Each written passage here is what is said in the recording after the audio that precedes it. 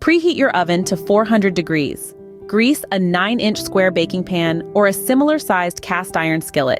In a large mixing bowl, combine 1 cup of cornmeal, 1 cup of flour, 1 tablespoon of baking powder, 1/2 teaspoon of salt, and 2 tablespoons of sugar. Stir well to blend. In another bowl, whisk together 1 cup of milk, 2 eggs, and 1/2 cup of vegetable oil. Pour this mixture into the dry ingredients and stir just until combined. Fold in 1 cup of shredded cheese, 1 can of cream-style corn, 2 jalapeños, and 1 bell pepper until evenly distributed. Pour the batter into prepared pan or skillet.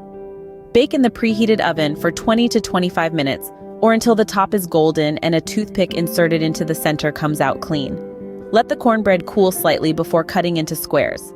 Serve warm. Please let me know in the comments below how this recipe turned out for you.